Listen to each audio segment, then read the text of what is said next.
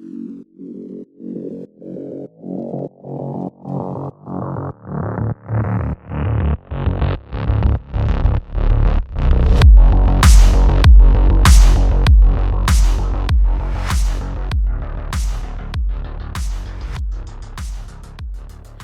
everyone, and welcome to Like Mother, Like Murder, your favorite true crime momcast. I am Rachel. And I am Heather, and today we have a very, very, very special, near and dear to our hearts guest joining us.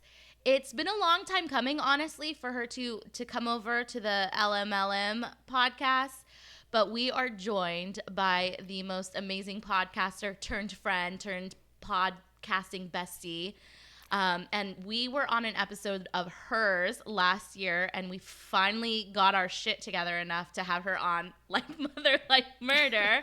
But we are joined by the amazing Kaydra Brannan, host of Perplexity A Mystery Podcast. Kaydra, thank you for being here. Please say hi to everyone so they can hear your beautiful voice. Oh my gosh, thank you so much.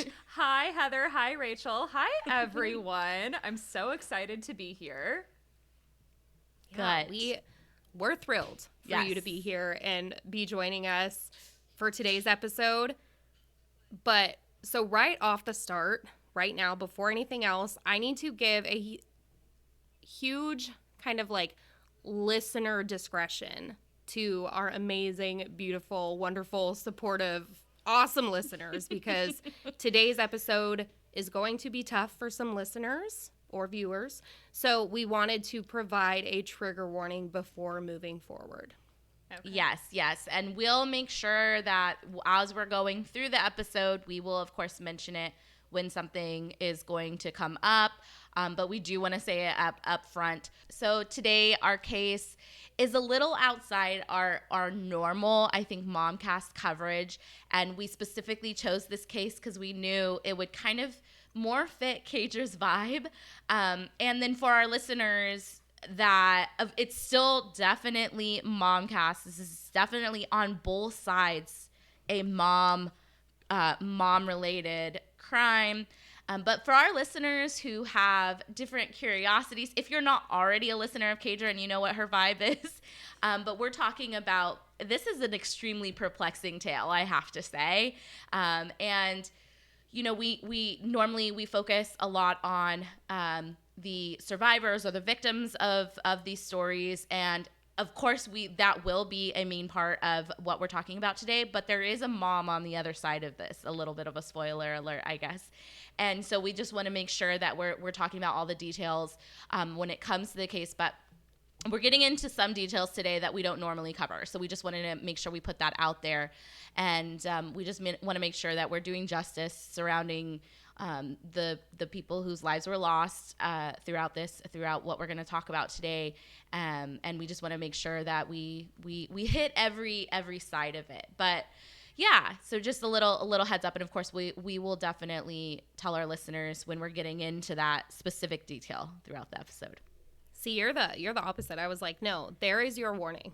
There is your warning, and I feel that like is what you get right I feel here. Like there's two places specifically that I can think of, at least personally for myself, where I would want to know as a listener, just to brace myself a little extra. That's all. Yeah, we'll do that. But before we get into it, Kaydra, can you tell us about your podcast, what it is, why you're doing it, all of those details? Absolutely. And I'll try to keep it brief because I know as a listener, I'm like, get into the story. But yeah, so this is like a great pairing because I do all things mysterious. And I know one of the biggest questions when you listen to true crime is, why the hell did this person do this most insane, horrific thing? What's going on with their psyche?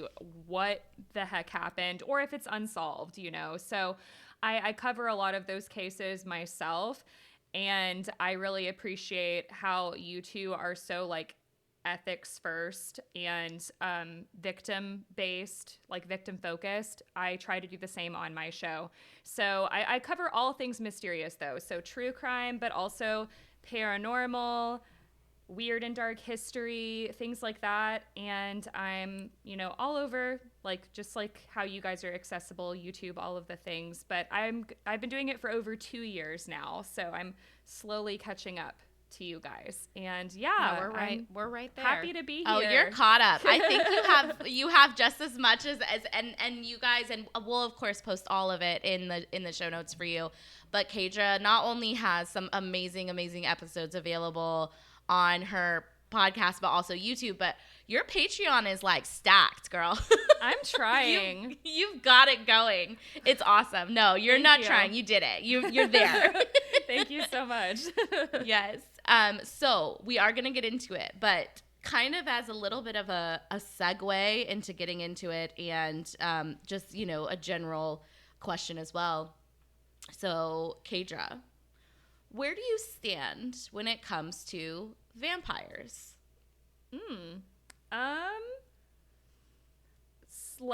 Do I believe in them? Like, what? I don't even. I guess just that's a good you question. can start there. You can start with, do you believe in them? Let's start with that. Okay, so in terms of them being mythical beings, no, I tend to be pretty skeptical.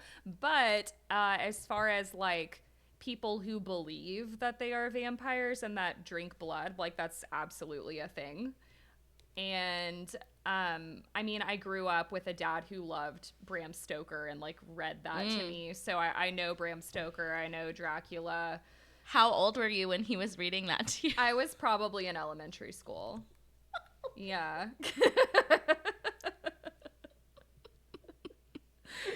Oh, man. And now he does my intros and outros for my show. I know. I love it. He's got a great voice. It works. He does voiceover for a living, so. That's awesome. Okay. Well, if that doesn't give our listeners, a little bit of a, I don't mean to be, what's the word? No pun intended. But if that doesn't give you a taste for what we're going to get into today, here we go. Yeah. Okay, so we did give a bit of a warning about this earlier, but I do want to just say that there is a major listener discussion today. Lots of trigger warnings.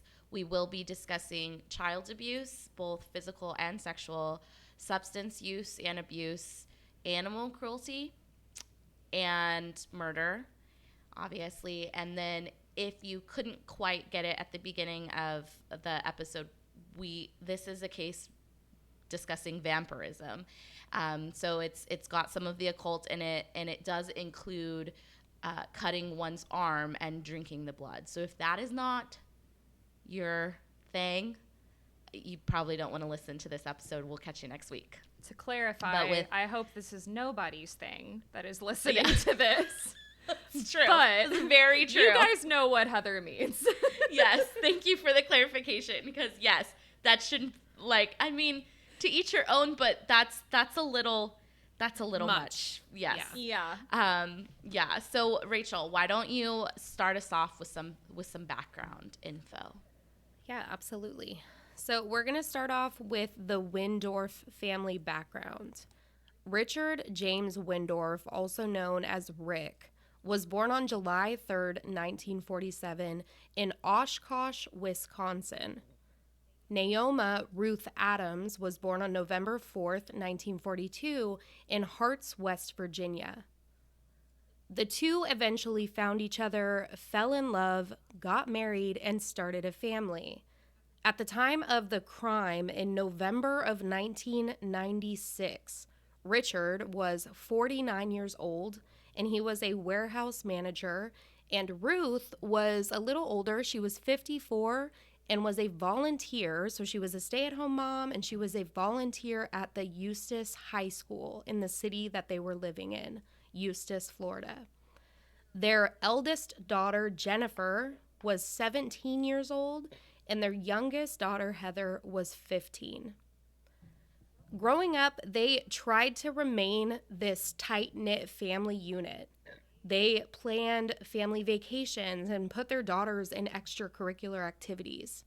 Jennifer, the older daughter, she was more of the outgoing type. She was a cheerleader and very involved. And Heather, she was known to be more of the artistic type and more introverted. For anyone following along on YouTube, we do have a slideshow. So if you're listening on the podcast, on your streaming podcast, you might want to go to YouTube so that you can see this as well. But we do have pictures as we are talking about this. Something was always missing for Heather, though, the youngest daughter. She was interested in things that her family did not understand. And her morbid curiosities would in time lead her down a path straight to another teenage boy, Rod Farrell, and his vampirism ways. So Rod Farrell, he was born in Murray, Kentucky, and that's about 100 miles northwest of Nashville, Tennessee. And he was raised mainly by his young mother, Sandra Gibson. So much of the information that we find about Farrell's childhood, including information about his mom, was all presented at different trials that occurred throughout this process. So during the trial, Sandra Gibson, his mom, was not painted in a warm, motherly glow.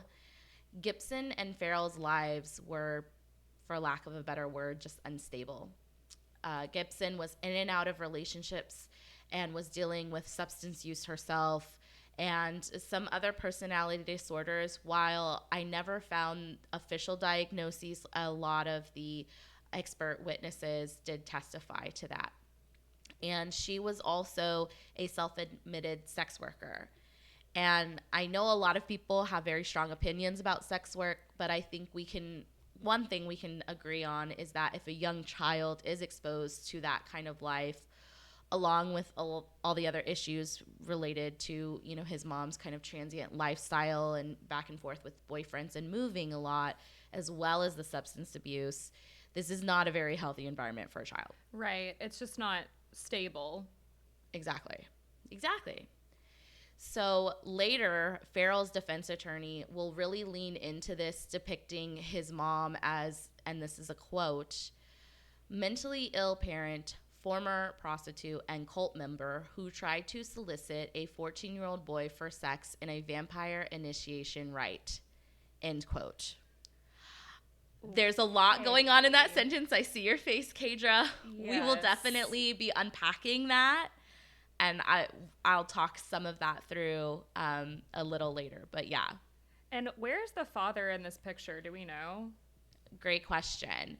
So while Farrell's mom did not seem to be the ideal parent, neither was his father. So during the trial, an expert would testify that in an interview with Sandra Gibson, she had claimed that as a young infant, Roderick Farrell had been physically abused by his biological father, and both Rod's parents were both teen parents, and they actually got married 9 days after Farrell was born. Oh. But then what could go wrong? Well, I'll tell you, because in a few weeks they broke up. Shock. Yeah, major shocker. And so his father did not spend time with him when he was growing up. Okay. He ended up getting into the military. Like I said, they divorced and he split. And the father actually said the last time, and he refers to his son as the child. He says the last time he saw the child was when Farrell was about 8 years old. Okay. Yeah. So mother, not great, but there, but not exactly there. Father, just not there at all. The next thing I'm going to say, I do want to just provide a bit of a trigger warning. This is some child sexual abuse. So on top of this, it was reported that because Sandra Gibson did not have a very stable living situation, she was often in and out of living with her parents. And it was reported that Farrell was raped by his maternal grandfather and some of his grandfather's friends. Oh my God. Yes.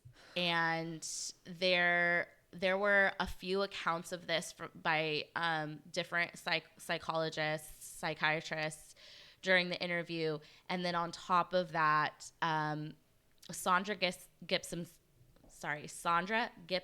sister, so Roderick Farrell's aunt, also testified that her father had sexually abused both her and her sister. Okay. So there's a lot going on already. I mean, this kid just didn't have a chance. No, definitely not. So, like I mentioned before, it was a very transient lifestyle, lots of moving. So mother and son reportedly moved between Murray, Kentucky and Eustis, Florida, which is about 40 miles northwest of Orlando. And they were moving back and forth between the two places after Gibson's parents, so the grandparents, had moved to that area when Roderick Farrell was around 10 years old. So when he was around 10, they had moved down to Florida, and him and his mom were living there. And he lived there for actually a while, until about 9th, 10th grade. And when he was in 9th grade, he met a classmate. They had a class together. And she would testify that he was a mellow, laid-back person, which you can imagine by everything I've discussed that, not a great environment. But despite that, she testified that in 9th grade, when she knew him, he was a very mellow, laid-back person, and that he never spoke about vampires, at least to her. Well, I mean, he could have also been internalizing a lot of things and been very, like, withdrawn, quiet, you know? Just because he's mellow doesn't mean that he's emotionally... There's not an internal... Right, he's not emotionally regulated. Right. Exactly. And we will come to see that I believe that was the case. So he was there until about 9th grade. But then in December of 1995, him and his mother, they moved back to Murray, Kentucky. And while he was there, Farrell actually started living with his grandparents again. And his mother actually briefly moved to Michigan with her new husband. Oh. Yeah. And this was another very short-lived marriage, thank goodness, because court documents indicated that this latest husband was not only physically and mentally abusive, but he was also supplying this young teenager, 9th grade, what are you, 13, 14?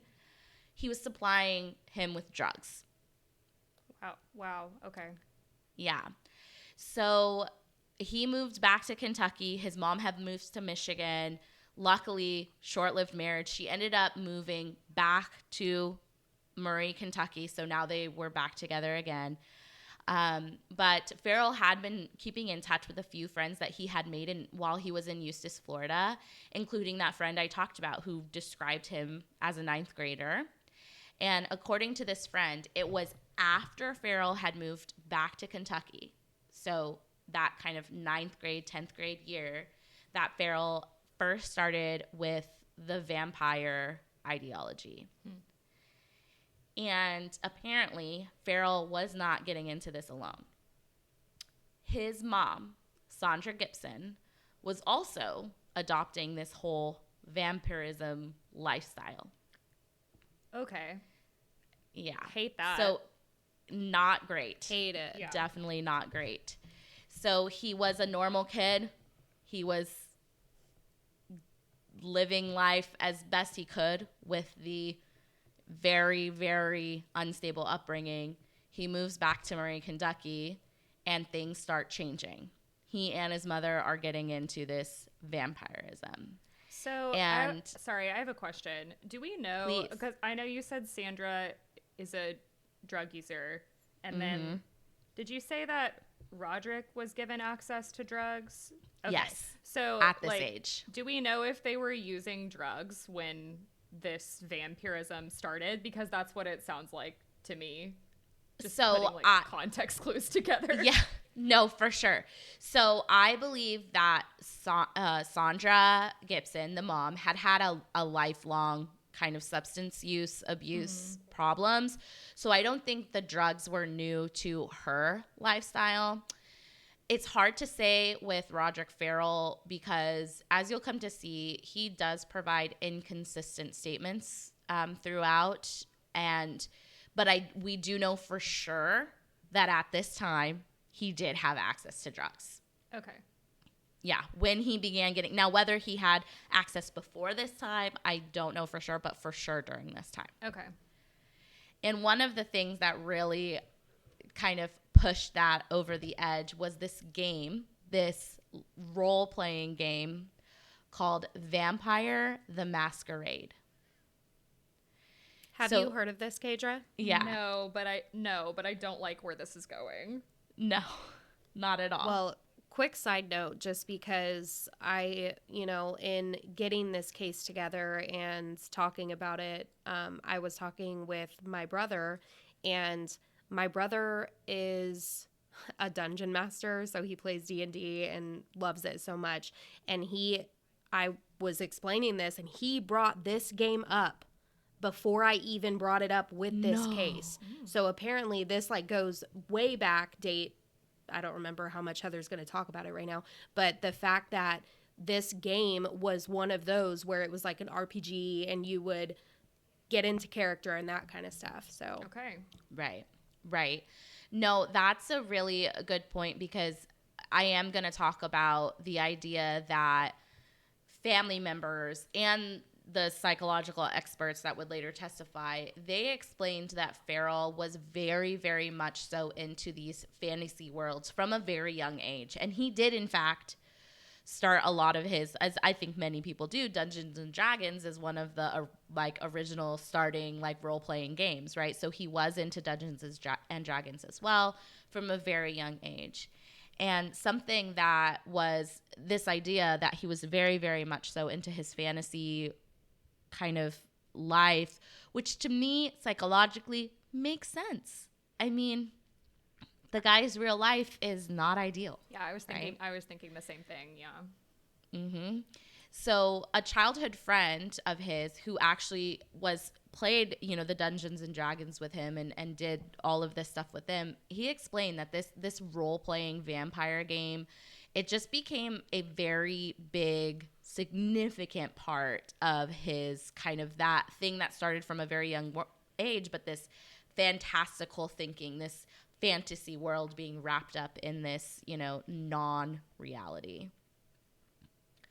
So Rachel will explain more about Farrell's, quote, vampire clan, but reportedly, Farrell's own mother, Sandra Gibson, was a member of this clan.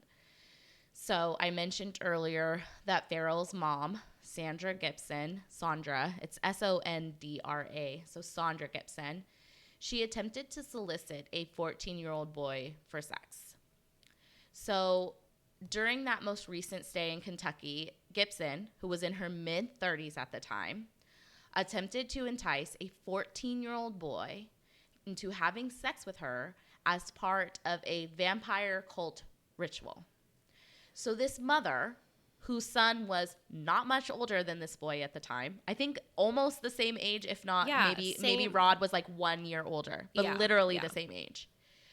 This mother wrote sexually explicit letters to this 14-year-old boy, urging him to, quote, cross over, end quote, to become a vampire, and she would be his vampire bride. What a fucking weirdo. 100%. Absolutely disgusting weirdo. She was thankfully later convicted of this crime, and which is good. Mm-hmm. But she states, so she did say, shortly before, and I mean, this isn't much of a spoiler alert. You guys can tell that this is not going great. But she would say that her involvement in the vampirism, it had been, quote, Hollywood idiocy. So she seemed to understand that. But then, during the trial of her son, she reportedly turned to the state attorney and a group of reporters during a break in the court, and she said, quote, "We live forever," end quote. Yeah, I don't buy that. That she's saying this was for like shits and giggles like Hollywood. No. Like, this isn't Twilight, babe. No, exactly. What are you doing? Not okay. Yeah. Not okay. Mm-mm. Yes. She is something else. You're not Kristen Stewart. Don't compliment yourself. No. Okay, so Rachel's going to tell us a little bit more about Roderick Farrell's vampire life and just kind of how all of that started.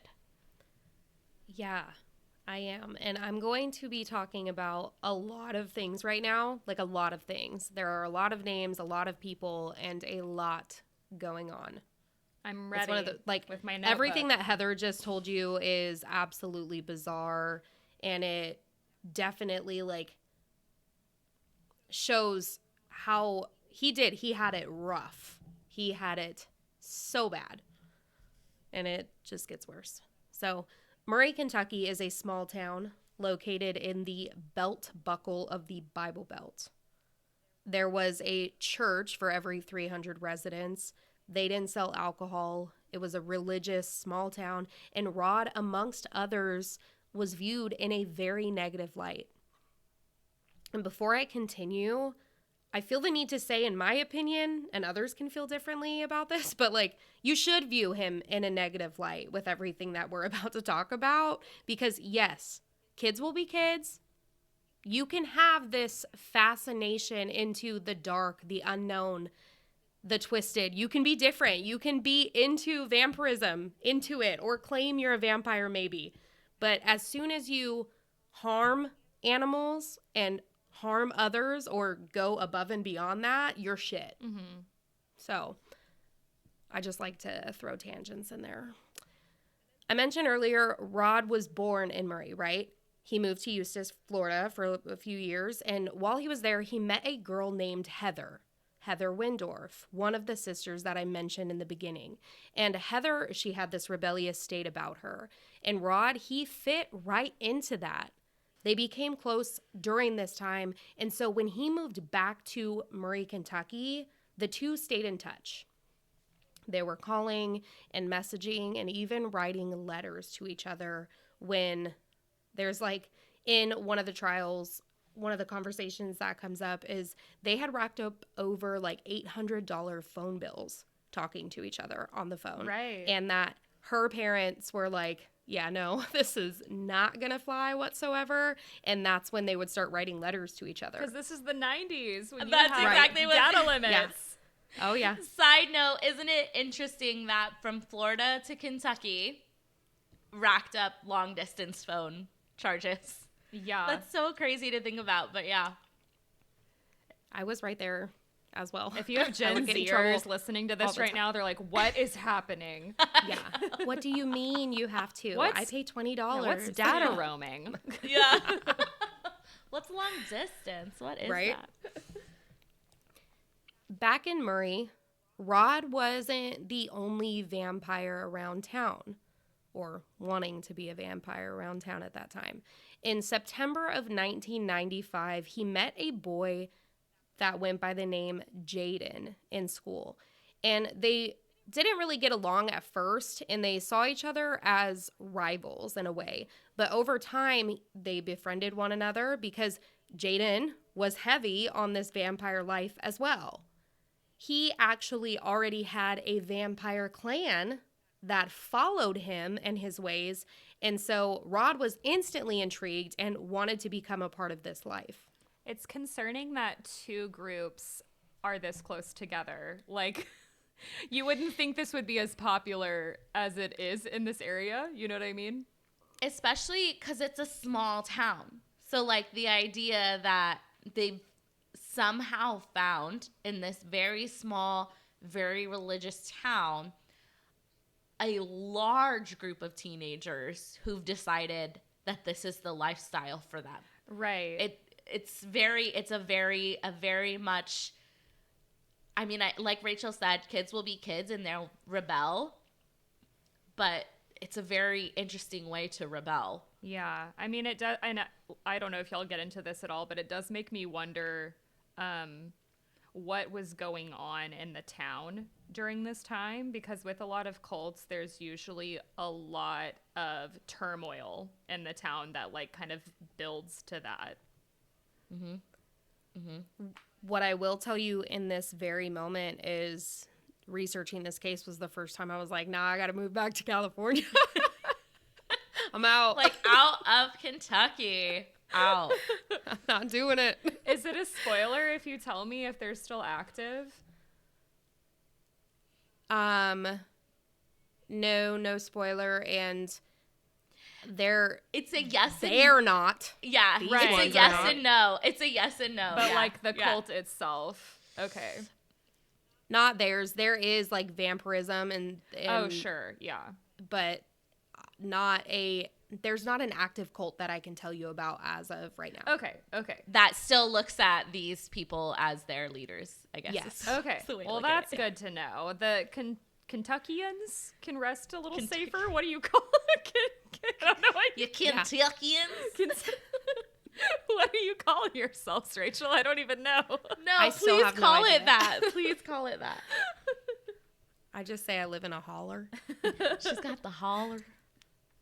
A witness who had earlier testified to Farrell as a regular kid says that she saw him the summer after he moved back to Kentucky. She explained his physical appearance had drastically changed. No longer a red-headed teenager, which the pictures that we had showed earlier kind of showed like his red hair, I think, mullet, if I'm correct. Mm-hmm.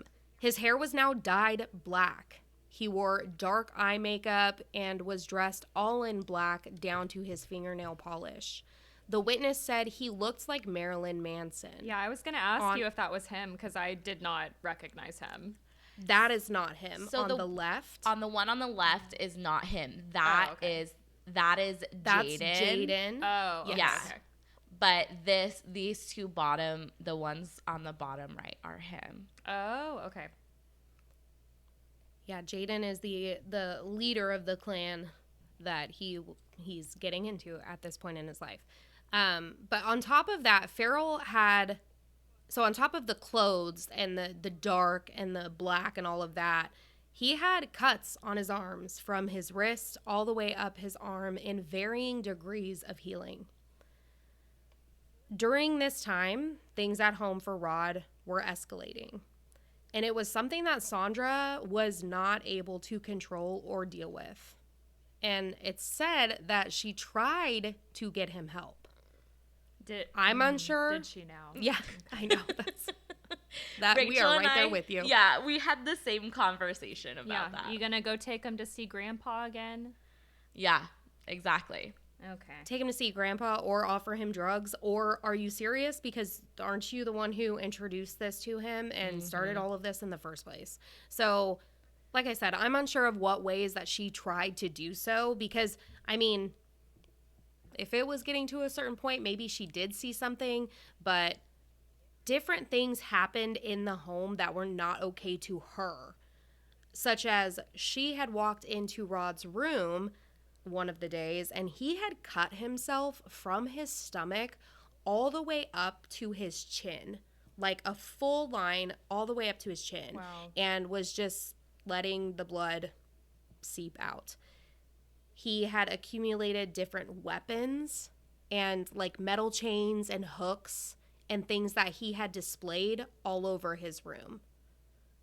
And so at this point, she had pretty much said like enough is enough and kicked him out. So Rod left and he moved in with Jaden just for a little bit. But at this point, he moved in with Jaden, who is the one that was the head of this vampire clan as of right now. Well, no, so one thing that we do want to say is like, so throughout all the documents, it is said that like Sandra took him to go see a counselor for like a 15-minute like consultation, and that was it. And then they never showed up again. And anytime there would be any kind of like run-in with the law, she tended to like downplay the issues when it came to, you know, what it looked like, I think, to the outside. Now, whether that was because she believed it wasn't that big of a deal, or whether that's because she wanted to save face in front of whoever she might have been talking to. In my opinion, any of the quote unquote help she tried to give her son was half-hearted, and at best half-hearted. And then eventually she gets to the point where she doesn't even want to deal with it anymore. And keep in mind, at this point, he's literally like 15 years old. And she's just like, fine, just get out. After not really doing, I mean, speaking as a mother, I can only imagine the internal conflict you deal with if your child is going through things like this, especially knowing what the childhood was like. But if your kind of first thing is like, fine, I just can't deal with it, and you kick your kid out of the house instead of doing everything you possibly could to get that child the help, then that's, I mean, still, they're 15. Well, you have a responsibility here. So I'm also just wondering, like, so first of all, the whole soliciting the 14-year-old thing. Right. Are we not all wondering if she assaulted her son? And I have a lot of questions, and I just feel like I don't think that she got him help, and I think that part of why she didn't is because she would have had CPS poking around her house, and they would have found all kinds of stuff. Did she lose custody of him? Because she should have when that whole thing came out. Like, right? That's shocking. Yeah. I will say that the conviction of that came out right around the time that Roderick Farrell himself was going kind of through trial. So all of it was kind of around the same. But one thing I didn't mention, but I can mention now because we've introduced Jaden, the 14-year-old boy that she tried to solicit was the younger brother of Jaden. Okay. So you can see why it's really all very vampire family. Yeah. And sick and twisted and crazy. Yeah. That. Yeah. Yeah. Okay. Back to Jaden. So, like we've said, like we've mentioned, Rod was into this life. Jaden is the one who really changed it all for him. Jaden had his vampire clan. He brought Rod into their lives. And in time, he did a full ritual to turn Rod into a vampire. This ceremony was called crossing over, and it is where they met at a gravesite. They would cut themselves in their shoulder enough to have blood coming out enough, and they would suck the blood from the other members. In their view, this was pledging themselves to the vampire ways and becoming a vampire, because exchanging blood is the highest form of commitment. This made them family and was a bond like no other. That's one way to look at it. I don't look at it like that. And yeah, no, neither do I. Yeah. They did. Yeah. Watch all the vampires like come for us and I know comments. Please. Well, hey, I talked about it earlier, and I said that you can be into certain things. You can have certain interests, and you can role play, and you can even believe you're a vampire, okay? Go for it. Because here's the thing. Jaden, one of the quotes that Jaden talks about is that vampires, they are not supposed to murder people. They are not supposed to be killing. The blood is to transform and cross over and live forever. That is their thing, you know? And so I'm not coming for the ones who don't be murdering, I guess. Right. You live your life, but you need to draw the line where it starts being okay, so yeah, it ain't for us. Yeah. Well, and Rachel like kind of hit the nail on the head. It's Jaden had one view of vampirism and what his clan and their rituals meant to him. And as is the case a lot of times, what we will see is that Roderick Farrell took this to an extreme. Oh, yeah, and we're about to see that right now. And Rachel's going to explain, like, where those differences really lie. Right. So this vampire cult that was started and formed by Jaden, it grew and grew, and it was known and talked about around town. Rumors started escalating about the kids who would go to the cemetery and drink each other's blood, have sexual rituals, take or do drugs. But that's the thing. They weren't just rumors. Some of the other members, so they changed their names. So even Jaden, that is not his real name. His name is Stephen Murphy. I'm going by right. What the fuck? Okay. Yeah, I made the choice to just stick with their vampire names for this because I would have had to go back and forth on so many names. No, it's way too confusing. We're going by vampire names for this one. Yeah. But some did keep their real names. From my understanding, Jaden's clan turned cult was him, Rod, Gabriel, Raven, and Angelique. This was like the main core group. And there were others. There had been others during this time. But things drastically changed in this group. Jaden, in interviews that have happened after the crime, talks about the falling out with Rod and what happened to create this wedge between the two. He's very open about him and his vampire ways. And I know I just mentioned this. One of those things was the fact that he was not there for the killing of other people.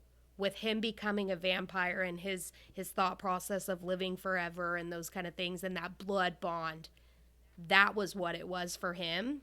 And I'm not saying I agree with any of the things that Jaden was doing either, but Rod was taking it to an entirely different level.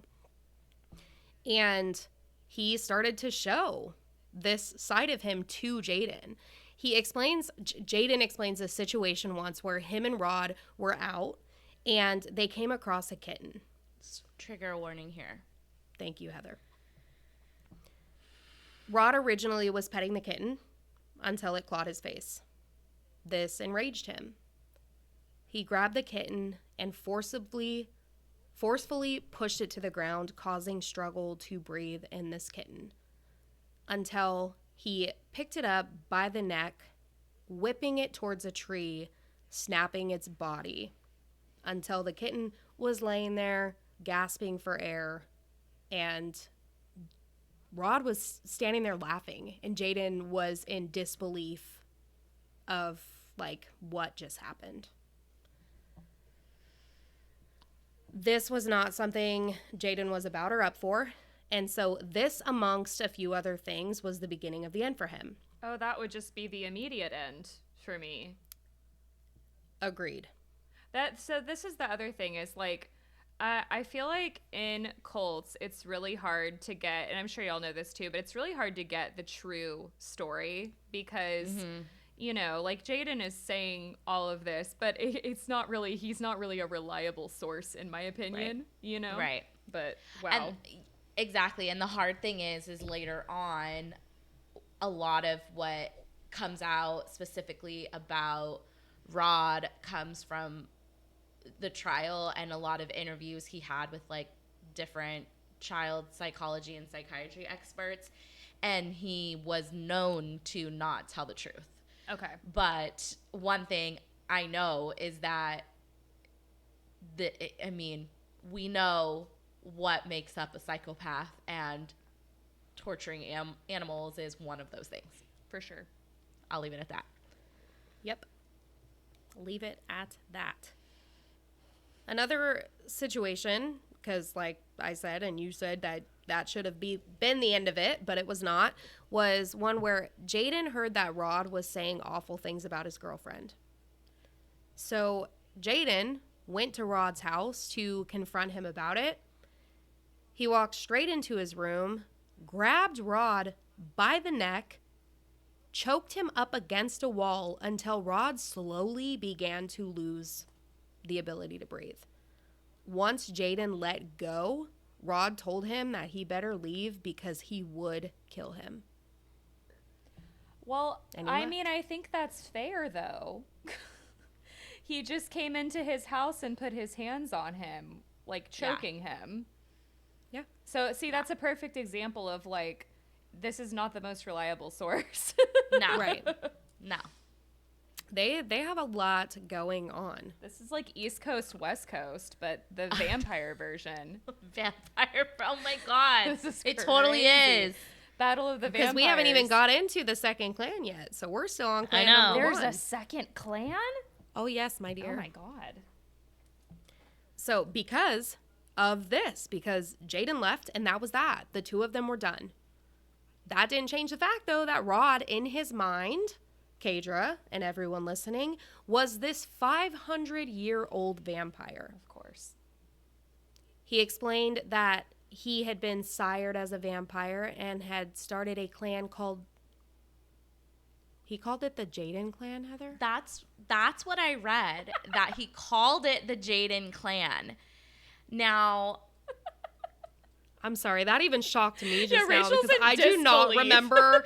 I don't remember him calling his clan the Jaden Clan, and if he did, that's even crazier. So this is where and maybe she got it wrong, but that was from one of the witnesses who testified at trial. This is the same girl. I wouldn't even put it past him. That she had met Rod in 9th grade when he was just this, young, redheaded teenager, quote unquote normal, didn't talk about vampires, and then he got into vampirism. And she said, and maybe I don't know, because it's literally audio from 1998 or whatever, right. Like maybe I didn't hear it right, but like I swear she said that he had started a clan, call it the Jaden Clan. That's crazy. Because he also had told her, I know, right? He can't even. Well, and this is the thing. We have to remember Jaden is not his real name. Mm-hmm. So I almost wonder if Jaden is the name of a vampire from the role-playing thing. No, because Rod Farrell's name, when he goes by his vampire, like he was Visago. He was Visago. Yeah. No, but I'm wondering if Jaden is the name of another vampire from that game, and maybe he's just taking the name. No, yeah, right. This is totally a bitch slap across Jaden's face after separating. I just do not remember that fact at all. It's so just, now I'm like, everyone, obviously, crazy. we will link everything. I need to go check my own sources. If you go to Court TV, you guys, it is absolutely... Yeah, you can watch it all. You can literally watch the entire trial. The hours and hours and hours of it. And it's from 1998, so it's grainy and sometimes there's literally someone in front of the camera. But it's insane to hear these people talking in real time. I mean, on video, but at the time of what this was like. It's insane. Yeah, it is. It is. So, well, he started the Jaden Clan to diss the other Jaden, Stephen Murphy. This new group consisted of Rod, a guy named Michael, Scott, Charity, and Dana. They didn't fit in. They weren't accepted or welcome in Murray, Kentucky. And this is just one of those other groups that happened in this town because of their lack of, I guess, other friendships. And in the documentaries, in the videos, anything that you read and research, so many of these people are coming from broken homes, from very, very poor upbringings, and they just wanted this family, and this is the one they choose to have. Not a good choice. They made another choice, another poor choice, that Murray, Kentucky was not for them anymore. No one wanted them there, let me tell you, and they didn't want to be there. And what better place to go if you are into the vampire lifestyle other than New Orleans? New Orleans. Say it. New Orleans. Nolans. Nolans. There you go. Farrell's group's taste for the morbid continued to grow. In October of 1996... Trigger warning. Farrell and one of his associates vandalized the Murray-Callaway County Animal Shelter, killing 2 puppies in gruesome fashion and releasing dozens of dogs. An animal shelter worker arrived to the shelter to find, when she had pulled up, all of the dogs were like out on the property, just kind of roaming. So she's thinking, what in the world just happened? And when she went around the property to see what was going on in a field by the shelter, the puppies had been mutilated, dismembered, gutted, drained of their blood, and absolutely tortured. The then sheriff theorized that those responsible and these disgusting acts were, quote, related to some kind of cult activity, end quote. Which a lot of times is wrong. Like when we go into Heather, satanic panic stuff. Yep. Which I'm going to cover later for Heather. But in this case, it was absolutely accurate, and they're clearly escalating. Did the satanic panic start in Kentucky? Because I was told it did. I honestly don't know. I haven't researched it yet. It did. Did it? It did. Yeah. Well, I can see why. Jesus Christ. Yeah. What is in the water? I mean, it Kentucky? definitely started Bible Belt, right? It definitely started so yeah, you said this Murray, Kentucky is the buckle of the Bible Belt. I believe it. I believe it. Well, maybe I'll have more to add on that in a few weeks. I mentioned when I was talking about this to my brother this week, he's the one who said, well, it only makes sense since the satanic panic started here. And I go, huh, what? Say more? Say less, please. I just want to eat tacos and go home. Like, that was me that day. I was like, I gotta go. That is so hard to read. It is so hard to think about. It is so hard. It's disgusting. It's humiliating that people can be this low and disgusting and get lower and more disgusting. So they were Farrell, Rod, and his friend that were there, and 10 other individuals in this group were all held accountable for this. Wow. He faced charges of animal cruelty, criminal attempt to commit burglary, and criminal trespassing. I said that like a Kentuckian. Just trespassing in the holler. Wait, so how did they know it was them? How'd they get caught? I tried to find how they got caught. I couldn't find it because the only this is all I found was some grainy things from like 1997 or 96, I think. But he did face the charges of it, and what you'll see is so you mentioned before, this is clear escalation. Right after this, a few weeks after this, is when Farrell and the other 3 members of his clan that you see in front of you, they would take a fated road trip to Eustis, Florida. So I don't know if because of what happened right after this, they never finished that conviction or brought him up on those charges. But what I do believe is that he was definitely identified as a suspect. He did face charges of this, and shortly after this, he faced some other charges, and it really makes me exactly what you said, the escalation. It all makes sense to me that he definitely did it. Allegedly. So, Heather, before you get into those, I do want to say, because I know, Kaydra, you and your notepad keep coming into the frame, so I want to keep you up to date on a couple things, because Heather just said him and his 3 other members. When I did talk about their clan, there was another member, Michael, who he did not go with them on this trip. His mom had actually, I'm telling you, I knew you did. That's why for everyone listening, I wanted to put this out there that his mom had actually put him into a treatment center because he was struggling, and she took the steps that were very necessary to get him help. And so he did not go on this trip, and that I will assume, because it was very hard to find anything on him, I will assume he is doing better and thriving in life. Yeah, I mean, it's hard to know because I'm assuming he was a minor when this happened, but hey, wow, a parent who actually helped their child. Yeah, go figure. Yep. Haven't seen much of that in this case so far. No. So that's kind of the lead up. That's kind of some of the stuff to get you familiar with Rod and that life. And now Heather is going to take you into the crime. Okay. So like we mentioned, Rod and the 3 other members of his clan, they decided they were going to take a road trip down to Eustis, Florida. And specifically, they were doing this to meet up with Heather Wendorf.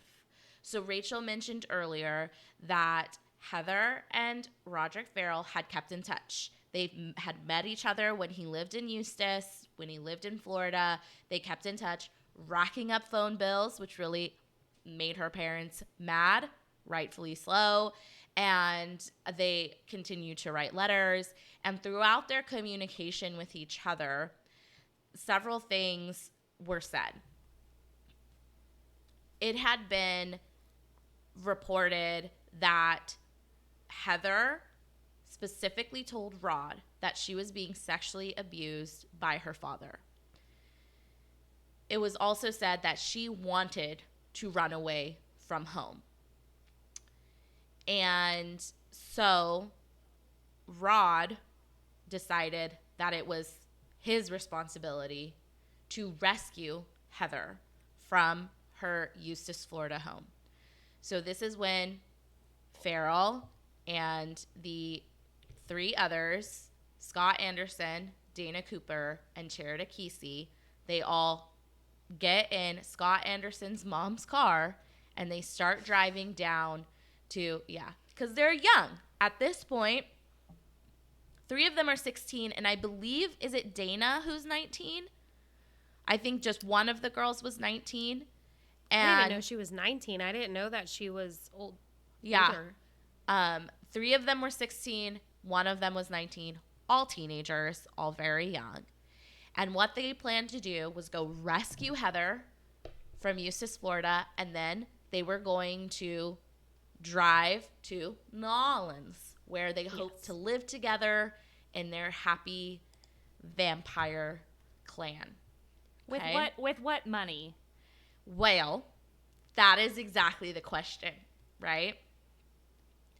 So the witness, the one that we've been talking about a lot, she was one of the first people to testify in the trial, and she had known Rod before, and the one reason that they used her testimony is because the night before this whole thing went down, when they arrived in Eustis from Kentucky, they actually went to go see her because her and Rod had kept in touch. So they went to this girl's house, and so Scott Anderson was there, the 2 girls were there, and Rod told her that one of the girls was his wife and she was carrying his unborn child. The other girl was his prodigy, and Scott Anderson was his son. Okay. Yes. And he actually tried to also convince this girl to leave with them to New Orleans. Yeah, so they're recruiting. They're recruiting, exactly. Cult behavior. She luckily was like, no, I'm good. Okay. On this same night, this witness, she said that Scott Anderson said, quote, "We're gonna have some fun tomorrow night," end quote. Now, at that time, she didn't know exactly what they were referring to, but then she says that Farrell himself said, quote, "Unfinished business," end quote, needed to be taken care of. So when they asked the witness about this, she said to her how she felt that she took it was that he needed to basically take revenge on somebody. Okay.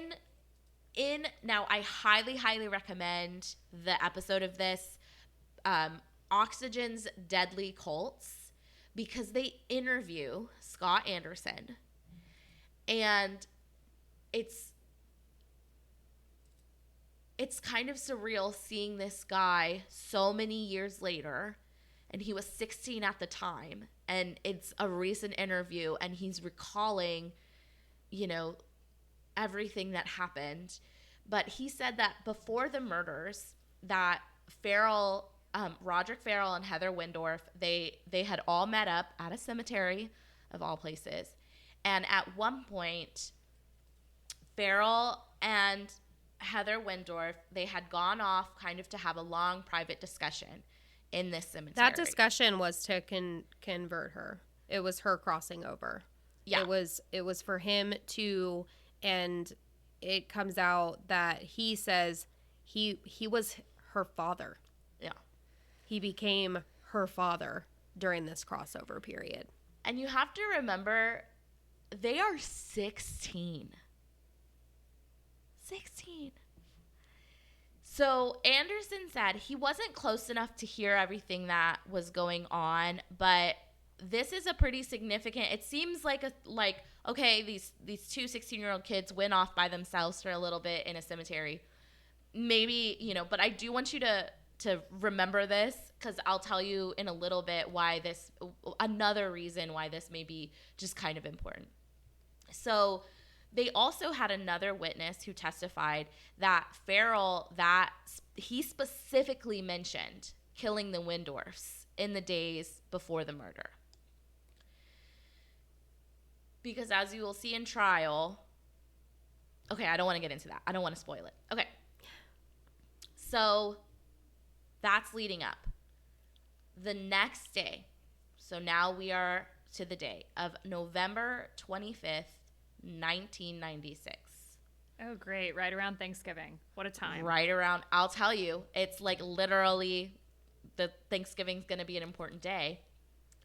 Roderick Farrell and Scott Anderson snuck in through the unlocked garage of the Wendorf's home. At this time, the three females, Heather Wendorf herself, Charity Kesey, and Dana Cooper, they had actually taken the car and drove elsewhere. They were actually going to meet up with some of Heather's friends. And according to a mixture of reports, court documents, and a confession from Roderick Farrell himself, this is what happened. So they snuck in through the garage. While they were sneaking into the home through the garage, Farrell found a crowbar to arm himself. There was a lot of talk that they were just going to rob the Wendorfs, but they wanted something to defend themselves in case something went wrong. But as you can see, it will definitely not be just that.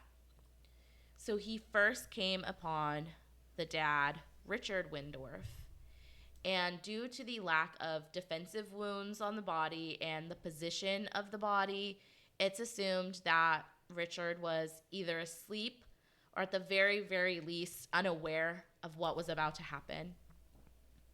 Farrell proceeded to attack Richard Wendorf with the crowbar, repeatedly bludgeoning him in the head.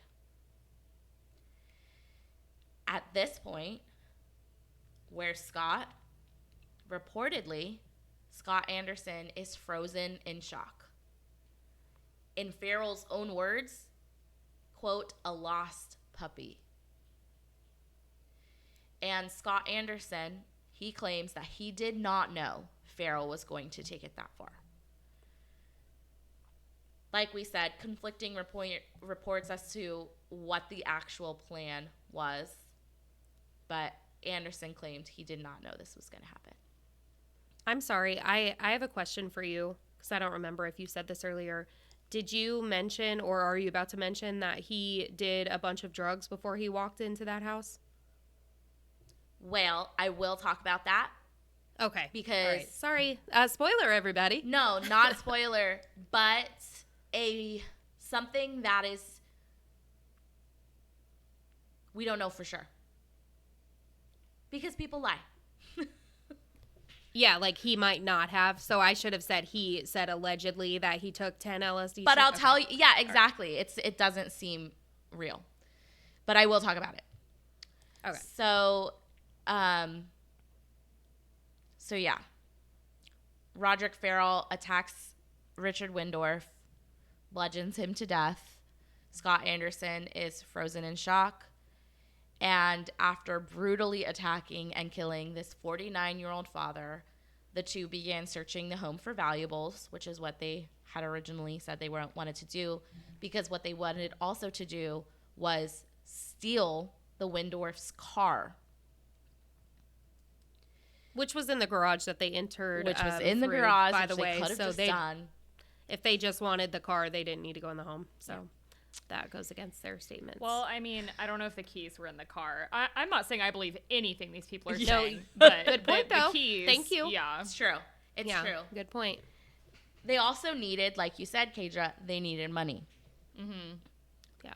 So this, unfortunately, is when Naoma Ruth Queen, most people called her Ruth, when she unexpectedly came upon the scene. She'd been taking a shower in another part of the house and was obviously not expecting to find two random teen boys in her home.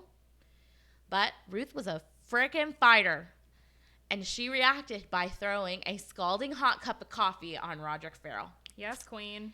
Get it. Yep. Exactly. And then she scratched the shit out of him, clawed his face up. Good. Unfortunately, it wasn't enough. Roderick Farrell proceeded to attack Ruth, including blows to her head. So brutal that it resulted in her brainstem being severed. Oh, God. So, but all the reports show that she had defensive wounds. She went down fighting. She was amazing. In statements to the Louisiana authorities and then also to Florida detectives, Roderick Farrell took most of the blame for the crimes. In his statement that he made, he claimed that he claimed Anderson. I hate this part so much. Yeah. So I want to mute you. Don't mute me. He claimed, Anderson had nothing to do with it. It was all me. And he said, in fact, he thought about waiting around for Jennifer, Heather's older sister, but decided, quote, nah, why bother? Let her come home, have a mental breakdown, call the police, which I was correct, she did, end quote. What the fuck?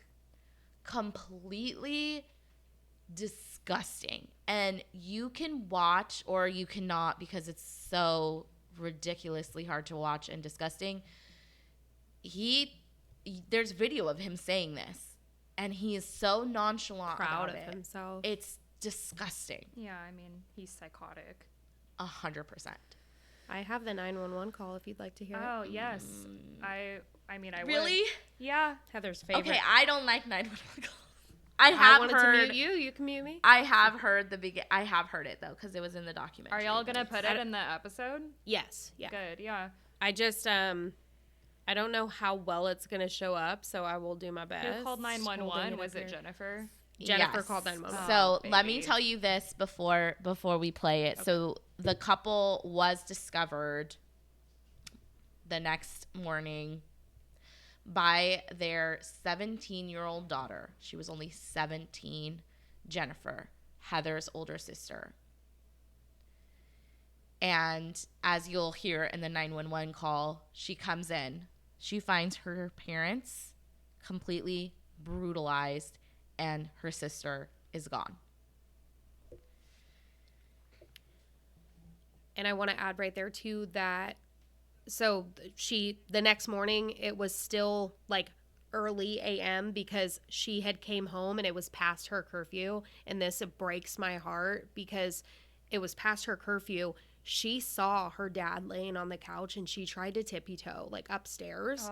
And then it's like when she had came down, she had seen the blood in the kitchen. She saw her mom first and then came back to her dad. And it's just, I could not even imagine. It makes his statement disgusting. So, yeah, heartbreaking. Absolutely awful. I'm going to play this, Kaydra. Hopefully you can hear it here, and it will be in the episode. Okay. So. Gets in the kitchen, and there's blood everywhere.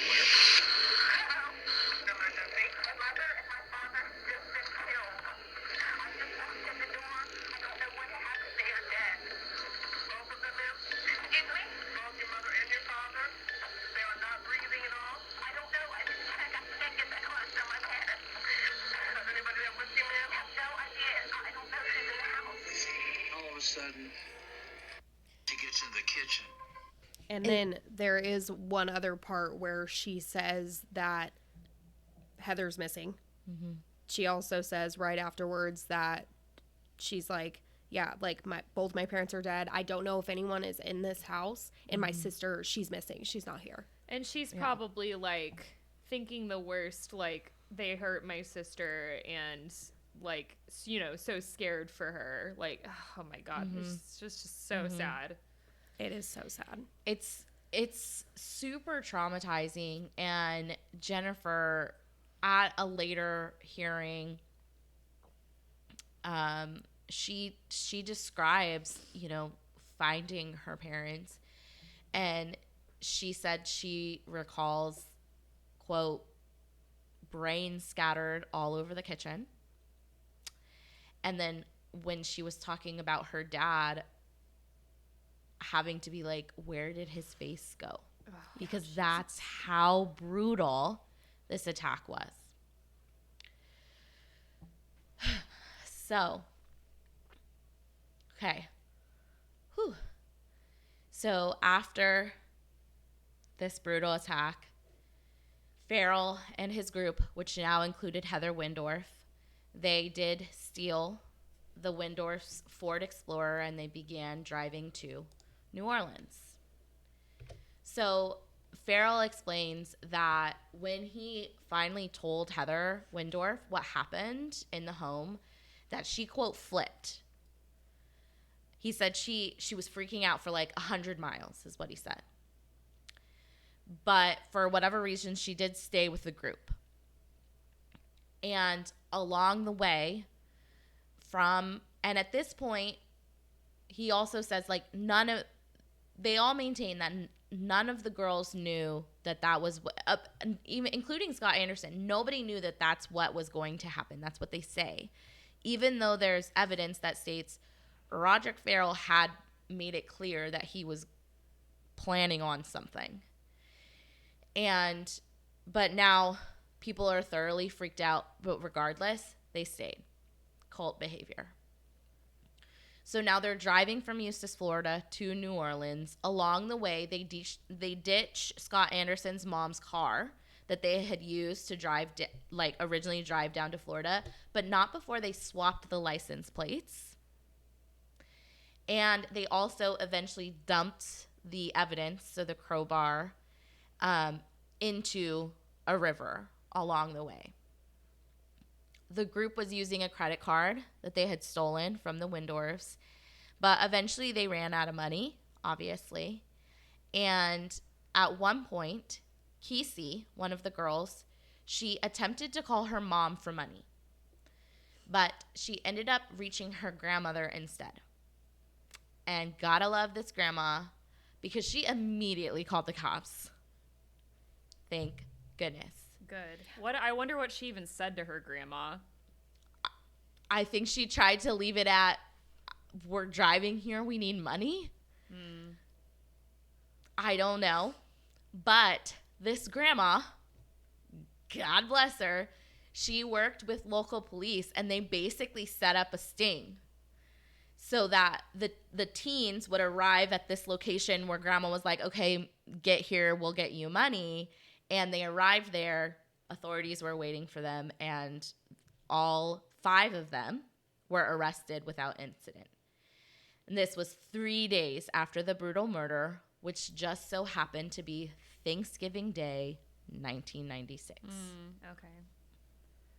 I have a question. So and you don't have to like get into it if this spoils anything, but so like Heather and Rob, you know, Heather had claimed her dad had allegedly sexually assaulted her, right? Uh-huh. And they had like all those text messages and calls. Did they look at those in court to see if like they had discussed a plan? So they didn't have text, Kaydra, because it's 1996. Well, I thought they're you said calling they on had... a landline. Oh, they had letters. Oh, duh. Sorry, I thought you said text messages. No, but I knew, so that was in my I know head. what you meant. I knew what you meant. earlier. I knew what you meant. Okay. So yeah, no, thank you. You're right. So there is some evidence, and I think I do mention it a little later, but I can talk about it now. So I definitely mention it later because remember I told you that Scott Anderson was at the cemetery and he specifically remembers Roderick Farrell and Heather Wendorf going out. Right. Yeah. Now he believes, and you can see him talk about this in the Deadly Cults episode on Oxygen's series. He believes that's when Heather was like, we need to kill my parents. And there's also evidence, and I believe this was in a letter that, oh no, it wasn't in a letter. Someone overheard during one of the phone conversations. So I think this one was a witness statement. Overheard Heather telling Roderick, my father is abusing me. You need to basically, I want to run away. The only way they'll let me go, though, is if you kill them. Okay. On top of that, Heather also reportedly had asked Jennifer, her own sister, at one point, do you ever think about, like, killing mom and dad? She probably wanted her to go with her. And I wouldn't doubt it. And I think that the other thing, and Scott Anderson gets into this in his interview, he talks about, and you can see this, that Roderick Farrell had been sexually abused as a child. Mm-hmm. When he hears that one of his friends is also being sexually abused, Scott Anderson believes that Heather knew this, and she kind of played to that kind of need to be a savior, a hero, a leader, a father. Like Rachel said, he's now her father. And, you know, and I think that in a weird, twisted way, he was like thinking, oh, this will be helpful. But obviously, there are a lot of ways to help a friend in need, right? But with that being said, yeah, that ain't it. That's not it. No. There is no evidence that Heather was ever actually assaulted by her father. Mm-hmm. So, before we get into the trial and the sentencing and everything, do you have any other questions? How's everything sitting with you? I don't have any other questions. I've just been kind of asking them as they come out, but my goodness gracious. Yeah, I mean, this is just completely insane. Absolutely. Oh, you know what? I am wondering, where's Jaden? What's going on? No, J-Man. like I know, Jaden, the Jaden clan. No, I told you they were done. Yeah. They were done. After he saw that Rod was this way with the animals, he separated himself and he was done. And that's when he went to his house and confronted him and choked him out and was like, yeah, but you said he started his own cult, right? No, Rod. I thought they Jaden had the original. Yeah, Jaden still cult. has his vampire cult back in Murray. Okay, so they're just living their Mm-hmm. Okay, they're non-murderous lives. They're non-murderous vampire clan. They're like Twilight and all of this. They shimmer, correct. the white trash version of Twilight. the literal. That's so sad. That would be a really good movie. I'm telling you, White trash Twilight. You should watch the so and it's a quick episode. It's like 45 minutes. Oh, if even that. No, I think, 45 minutes. They interview Jaden all these years later. They interview Jaden, and you can't confirm it, but it seems like he's still living the lifestyle. Okay. Because he still speaks very fondly about it, explains the beliefs, like, as in a current way, and, yeah. J-Dog. The way you say it, Kaydra, too, is funny because I think like Joe Dirt meets Twilight. Like, that's like where my head goes. Jaden, come on the pod. Come on, man. Happy to have you. So, despite a lot of conflicting statements, especially from Roderick Farrell himself, this guy went back and forth on the story so many times between all the various interviews with police and then later the slew of psychological interviews he went through. He even once told a child psychiatrist that when he entered the home that he claimed that the Wendorfs were already dead. This would have been after he had confessed to police that he did it and exactly how he did it and everything like that. Sure, Jan. I know, right? Regardless of that, he did ultimately plead guilty to the murders. However, and this was the part that was very confusing to me because I'm like, I'm going through, I obviously know he went to trial, but I'm like, but he pled guilty. Why is there a trial? Because the state wasn't messing around. The state was making a case for aggravation. We have to remember, this is Florida after all. This is Florida. They don't mess with that. So during his police interview, after he had been arrested, Roderick Farrell actually seemed to be worried about receiving the death penalty. He was saying like, well, do you think it could really happen? I'm only 16 years old.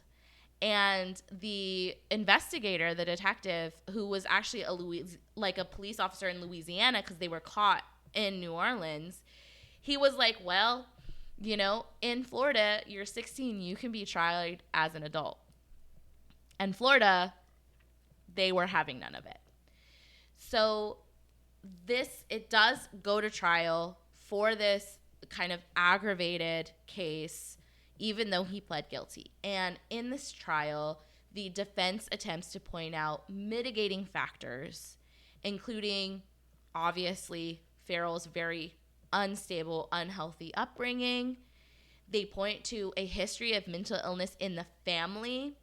They point to, obviously, he had gone through several rounds of psychological testing, and there were some current diagnoses, including some personality disorders, namely schizotypal personality disorder, which is very interesting because I actually did my master's thesis on schizotypal personality disorder, and one of the Columbine shooters was actually diagnosed with schizotypal personality disorder. So all tracks.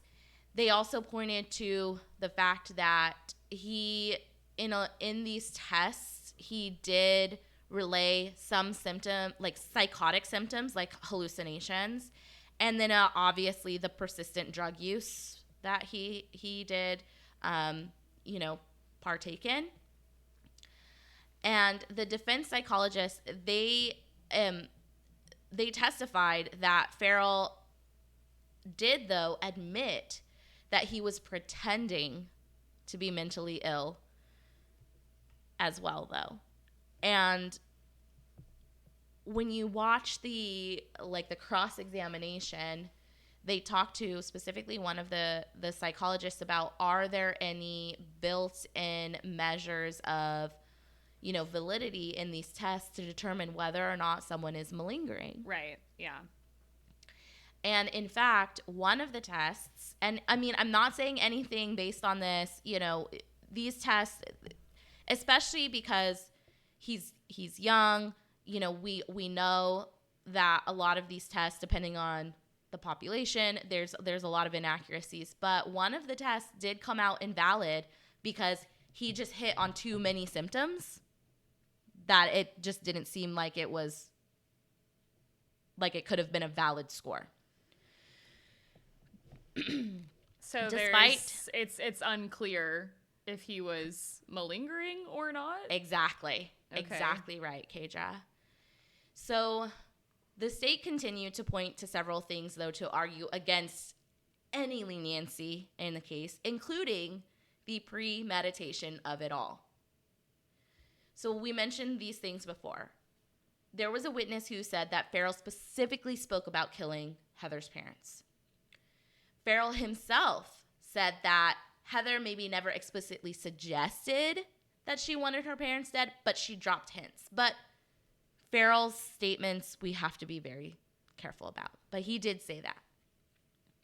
And then I mentioned Scott Anderson believing that Heather played to Farrell's kind of weird, twisted need to be a hero, to be a father, to be a saver, whatever. Now, I'm going to get into what Rachel kind of mentioned earlier.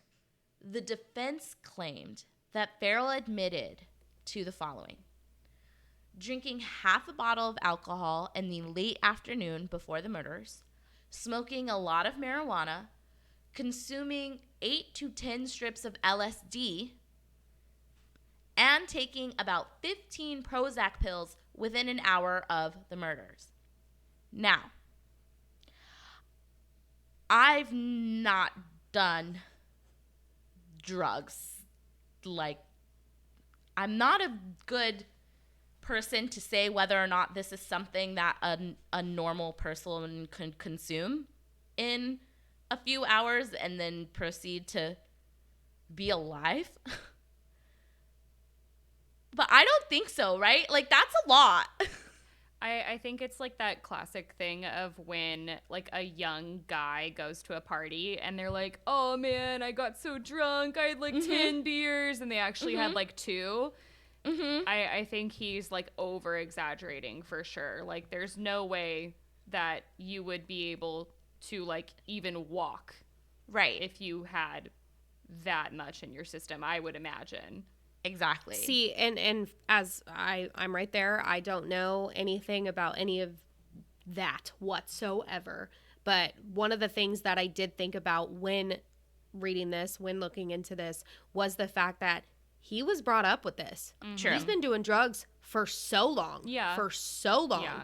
And I don't know if it's the exact same as like an alcohol type situation, but maybe his tolerance was so high that 10 LSD strips was nothing to him. Yeah. 15 Prozac was like another day. And I mean, even if he did do all of that stuff, why does that matter? Yeah. Like, Yeah. You're still... No, it doesn't. Like, I've never... You're still guilty no matter what. Exactly. You're still responsible for your own decisions. Right. I've never understood Yes. that in crimes. That's why you never drink and drive. Like, Right. you know, you're still responsible. So, Yeah. Well, And then there's this. And on top of that, he did, but again, his word is shit, so we don't know for sure. But he later did tell prison officials that he was not under the influence when he committed these murders. Okay. And there were witnesses that also testified that because other than obviously the 4 people that were literally, I mean, Anderson, who was literally in the home with him, and then the 3 girls who had just left in the car, there were people that had saw him the night before, the day of, hours before the murders, and they said that he did not seem under the influence at the time. So. okay. So, after all was said and done, we know that he had pled guilty, and the state of Florida was not fucking around. And as a 16-year-old in Florida at the time, you could receive the death penalty, and that was the decision that was made. He was originally sentenced to death at that trial in 1998, making him the youngest on Florida's death row. Now, later on, there was a law that was passed that if you were a minor, you could not be put on death row. And his sentence was later commuted to life by the Florida Supreme Court because he was only 16 when the crime was committed. But we're going to get into a little bit more about what happens after that and where these stand today. These people are today. Yeah. Yep. Can you change that photo? I don't want to look at his face anymore. Okay. Yeah, that's terrifying. Thank you. Isn't it? Yeah, I'm like, I just need to stop staring.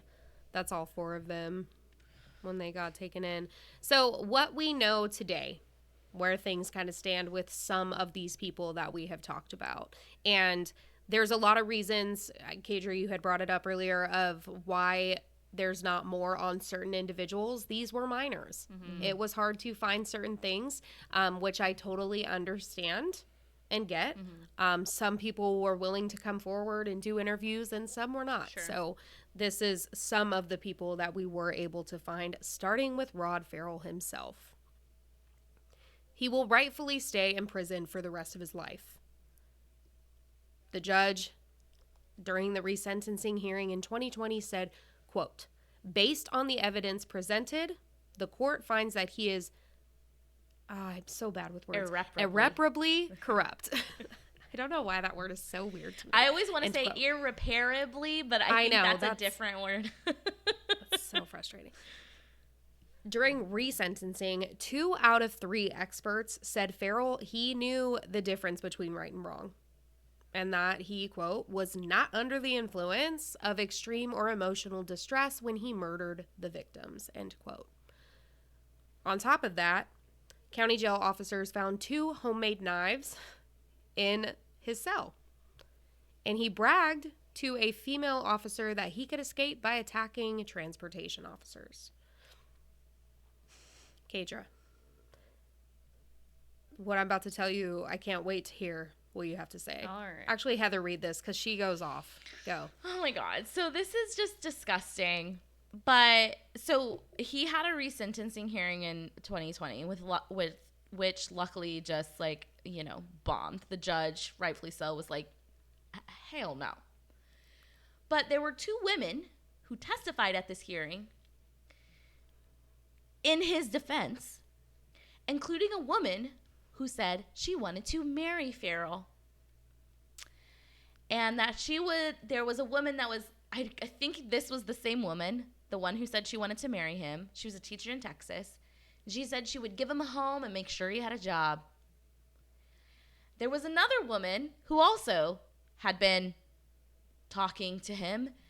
And it really just got me down a whole horrible rabbit hole of jail groupies and the whole twisted, just absolutely, I can't understand it. What the fuck? Can't understand it, but you didn't even get to the point. He is married to her. He's married to a woman named Stephanie right now. He's married to another, this isn't the same woman, and that's what's crazy. No, it's not the Texas woman. It's not the Texas woman from 2020, but he is now married. It's 2025, and now he's married to a woman named Stephanie. What?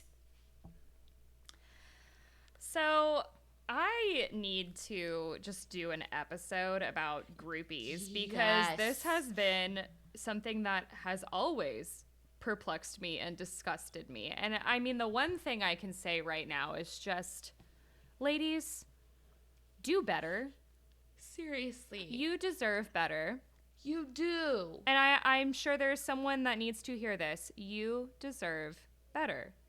Yes. And the second that you are talking to someone who is in prison for murder, I need you to take a good long look in the mirror and say, this is not how my life should be. Mm-hmm. Just do better. Tell them, Kaydra, louder for the ones in the back. Because it's so weird. It's so gross. So weird. I understand that, like, I mean, we see it every day. Daddy issues are a real thing. We understand that. But, like, go cut some bangs or something, girl. There's something else you can do here that doesn't result in marrying a imprisoned, convicted psychopath. Ugh. Yeah. I wonder if it starts off as like a parasocial kind of relationship, Like, yeah, we have some experience with that as content creators.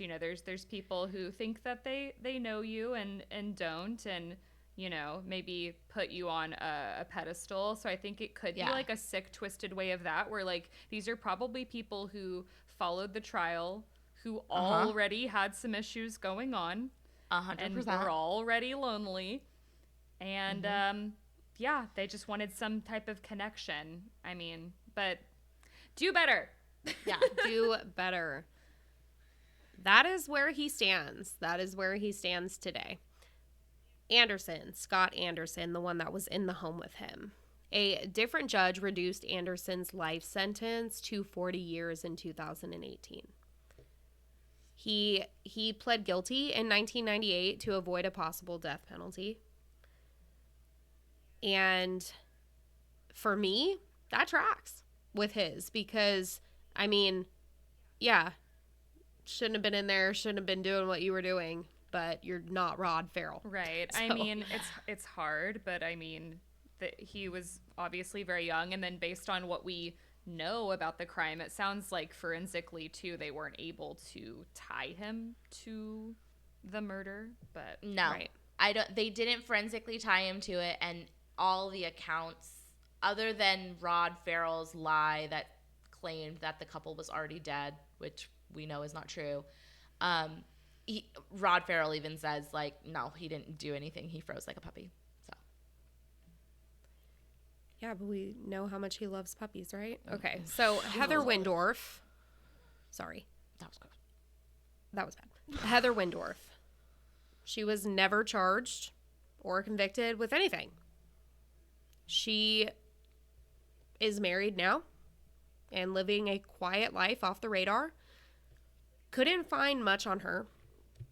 I did find that when she got out, so like they were all taken and talked to and did all the interviews and did all the things, and they decided that she, you know, based on what you just heard from everything with the conversations that happened or didn't happen and the lies or were they lies and all of that kind of stuff, her grandparents and other family members were so ecstatic because they said that they knew that she had nothing to do with the murders of her parents. And it's like, do they just want to truly believe that? You know, I don't know. And I could not find a damn thing on where she stands with her family today. So I don't know if they still feel that kind of way. I don't know if any of them have a bond. If they don't, any of it. Well, who knows? Jennifer, maybe she'll make a TikTok, and we can hear all about it. That is one case I will not be covering ever in my life. I hate her. I hate her. Her face right now popped up in my head, and I just almost punched my screen. I just almost hit it. Okay. Jennifer, Heather's sister, you know, she had to come home to find her parents that way. I don't think she ever ended up close with her sister again. She was recently at Rod Farrell's attempt at reducing his sentence, and she was there to say, don't let it happen. It would be awful for her to have to live a life looking over her shoulder after what she experienced and the pain and the trauma that went along with it. In this, like in her statement, she said, like, it's not only her, she has kids, she has a family, and she does not want to have to think or fear or feel any of that.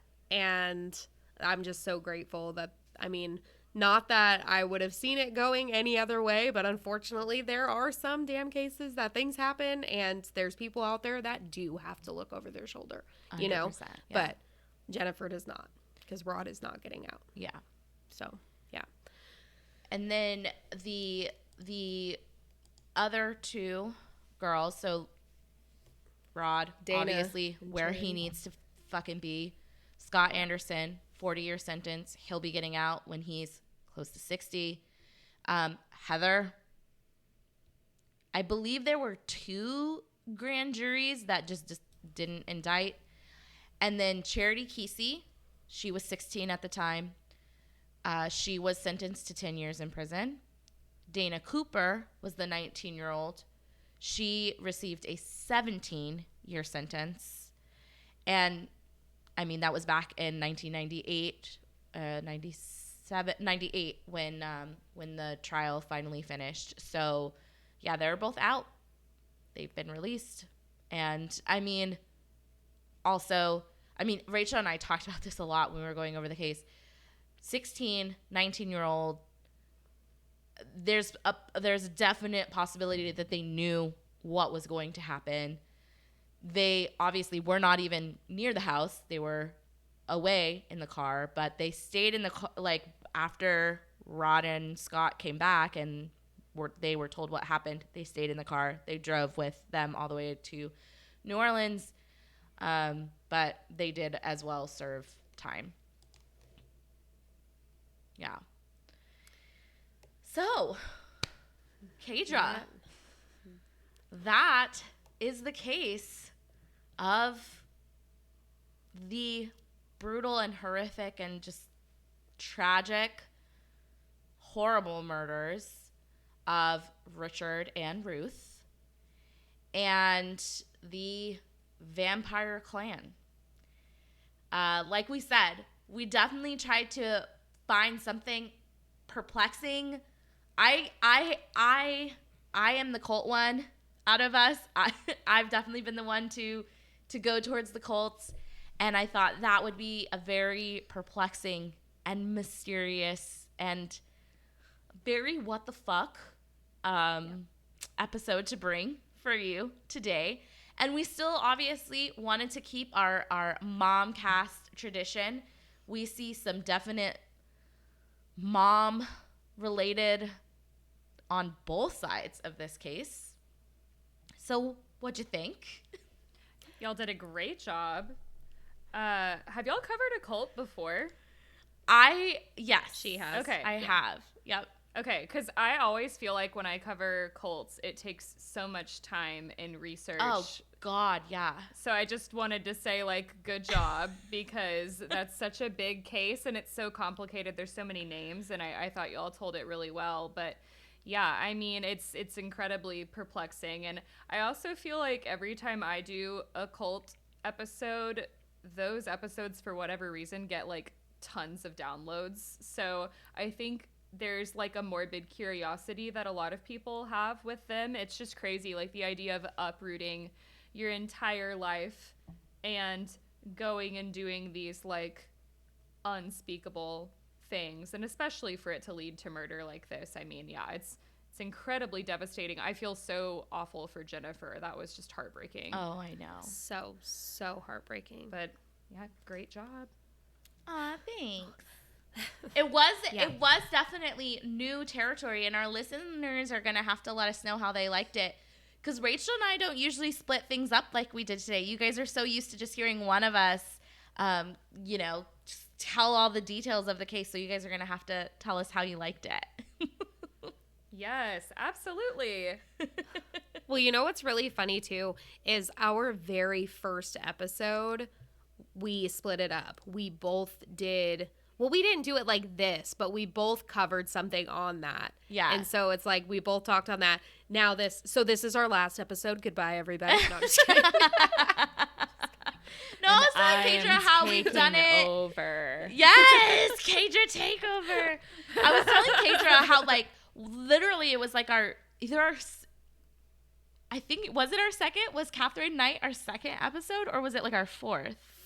Our fourth episode, and then we did Elaine Park where we kind of split things up. But okay, yeah, no, I really liked it. I think that Rachel and I both look at different details, especially in a case like this, and so it was really interesting to see once it all came together, like, oh, there's a lot out there that like she focused on and I focused on, and we really got to pull in a lot of details. So I liked it. Yeah, I love that. It helps you like make sure you get everything too, you know? And sometimes there's so many conflicting sources in true crime where you're like, am I reading or understanding this right? Like, yeah, what like do you the think? Jaden clan. I was like, are you kidding me right now? I did not see that. Well, and that one, I didn't find it anywhere And I read our except for script. like, I didn't find it anywhere except for in that girl's testimony.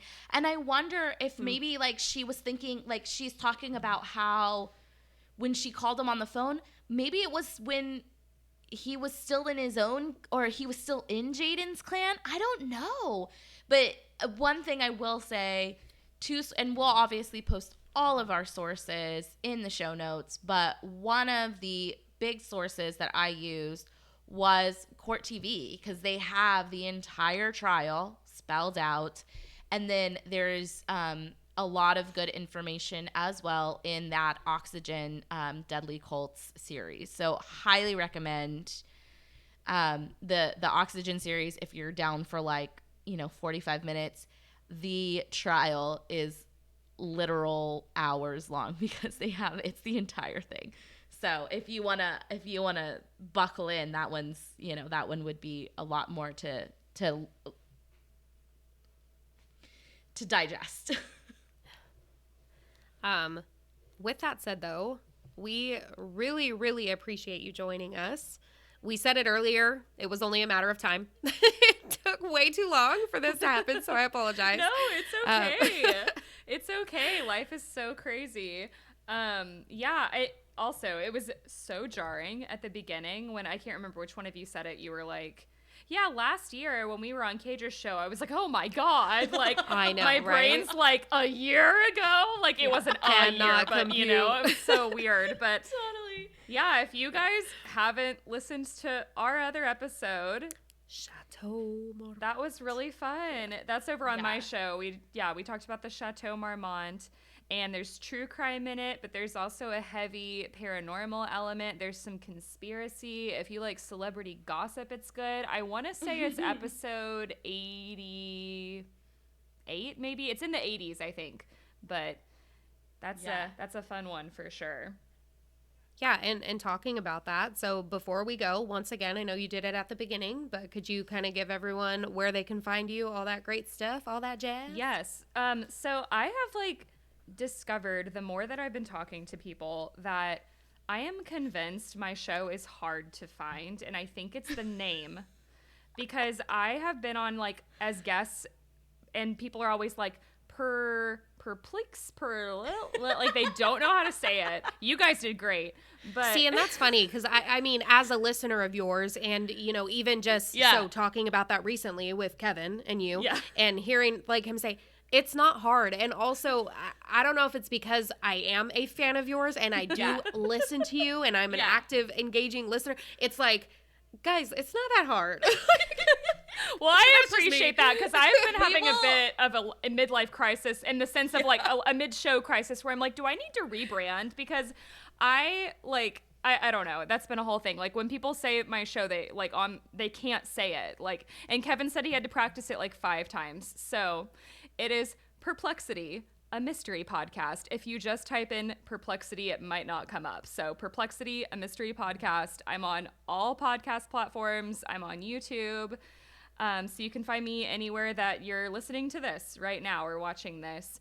And I release new episodes every Wednesday. We're in our 2nd season. I have over 100 episodes that you can go binge. And it's anything from true crime to dark and weird history, UFOs, cryptids, ghosts. You're not in your 2nd season. 3rd season. I was going to say, didn't you just start your 3rd season? Sorry, I meant my 2nd year. My 2nd year. Okay. Because I started in December 2022. Mm-hmm. So I'm in my 3rd season, 2nd year.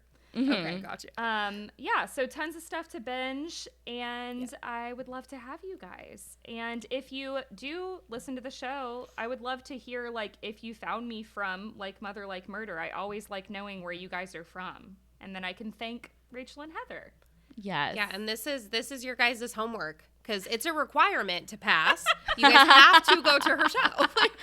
We'll make it so easy. It's going to be an open book test because all you have to do is go to the show notes right now and click the link to Kaydra's show because we will definitely be linking it. And I have to say, Personally, obviously, I'm an avid true crime podcast listener, but I have always loved your stuff, Kaydra, because A, it's incredibly well researched. You do a great job.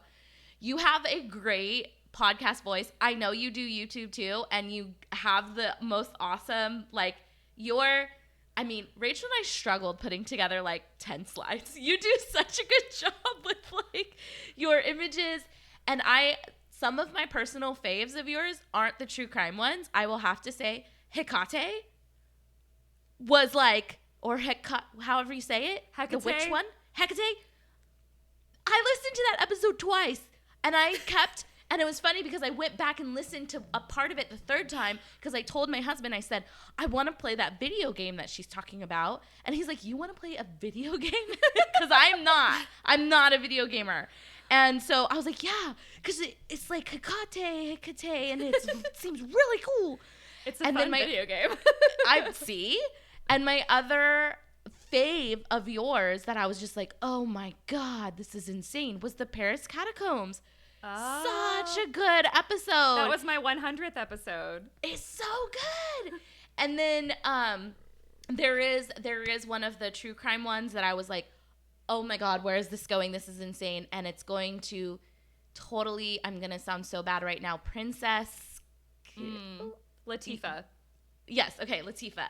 Yes. And that story, oh my gosh, wow.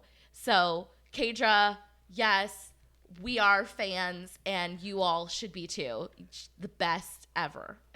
Y'all have been so supportive too. I just that's one of the things I really love about this community, but like there's particular people that stand out of just like being so supportive and so sweet and just like genuinely like, how are you? And like that is y'all to me. So I love you guys so much.